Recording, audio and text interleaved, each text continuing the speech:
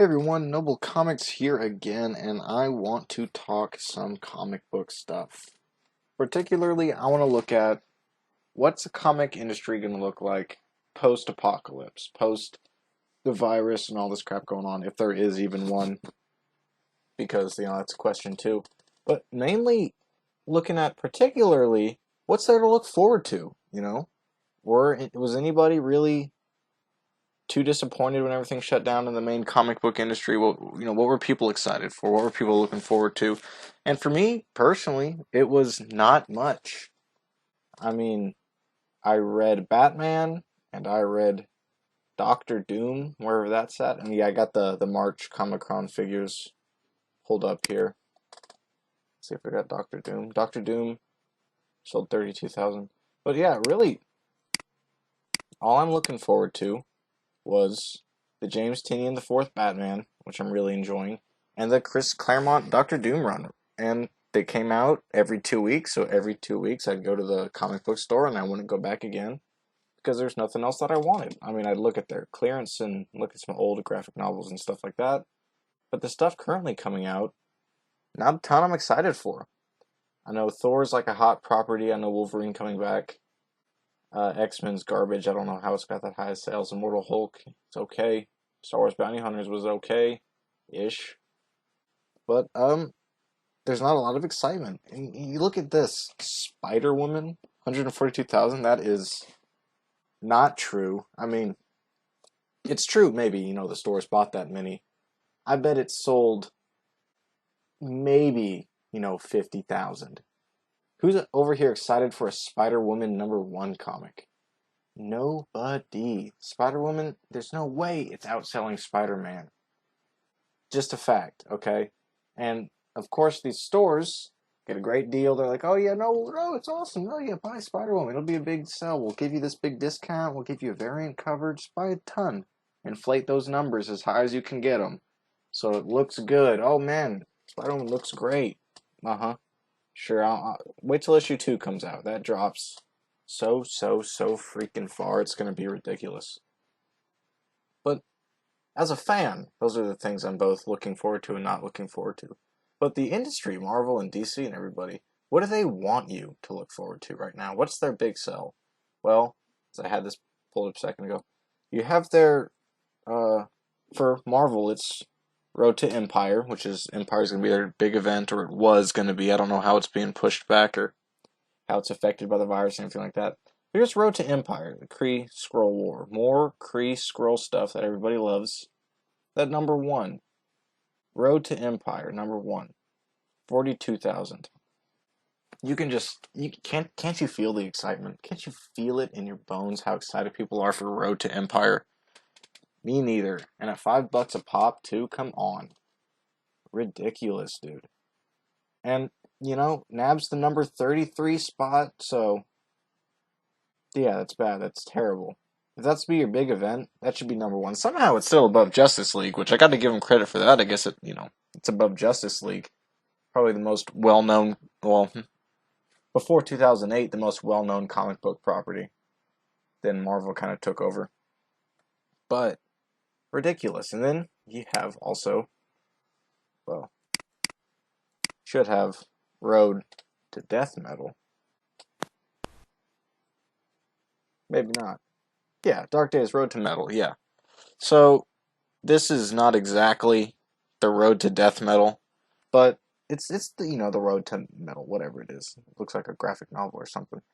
$20.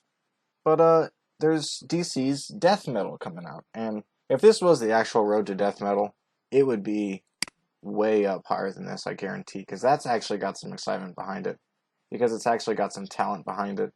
I don't know if anybody, here liked Dark Knight's Metal very much. I thought it was cool. I thought it was kind of neat. I didn't blow my socks off, but I really like Scott Snyder. I really like Greg Capullo.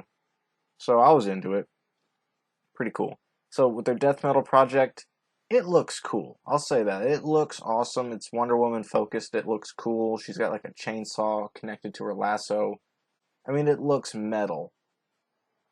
Beyond that, what else has DC got going on? The 5G, which has, vanished, disappeared, without a trace. No one knows what 5G is going on anymore. That whole fiasco, I'm sure, did not help. I guess Dan DiDio's probably glad he got out when he did, so good for him. But you got Empire, you got Death Metal. What else do you got to look forward to? You know, if you got stock in Marvel and DC, what are you looking forward to? Was it the new Warriors? Because there hasn't been a word about that in a while. Apparently, they're pushing back that release.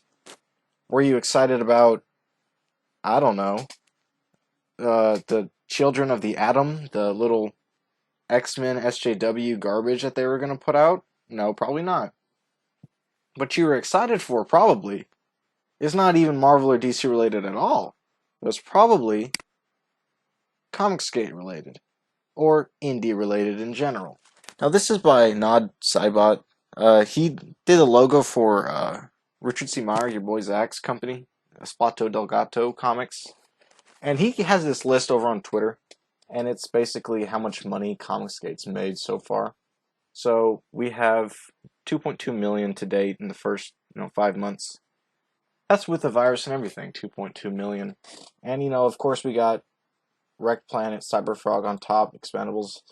Listed off right here, it's got the top 25.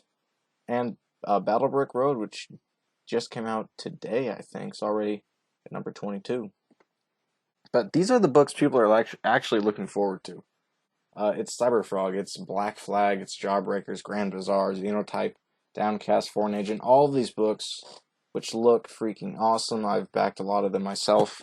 That's what people want. And Ethan Van Sciver once said, well, no, not Ethan. My bad. Your boy Zach said, and I think Ethan's repeated it, but your boy Zach says that we have a monopoly on excitement. Comicsgate creators have a monopoly on excitement. That's absolutely true.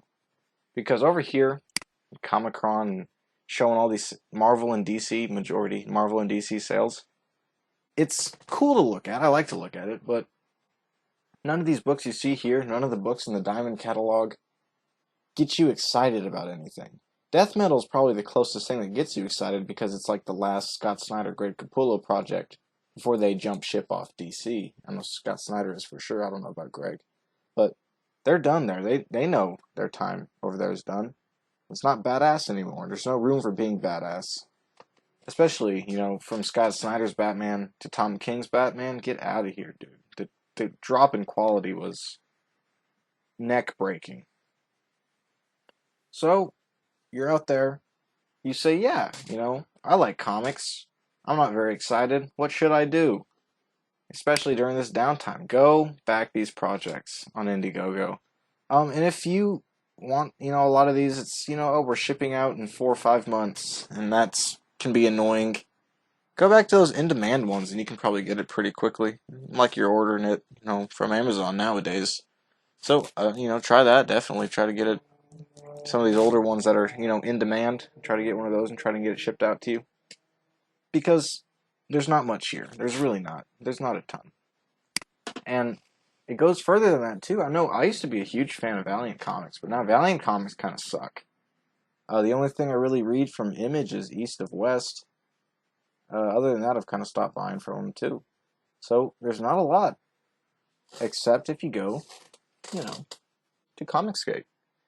And I think that's the way it's going to be going forward. I think, you got guys like Sean Gordon Murphy coming to crowdfund and stuff like that, which that's cool. I hope more creators come crowdfund just to grow the medium.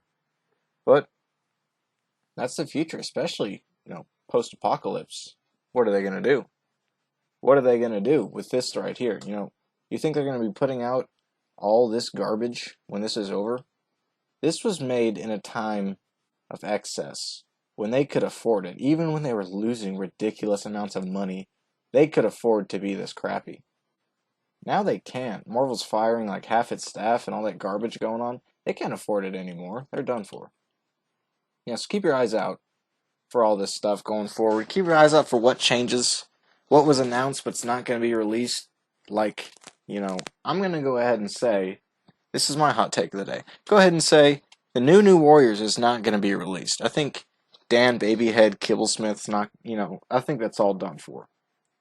They saw the reaction. They don't want it. Yeah, all only thing I'm looking forward to right now is Batman.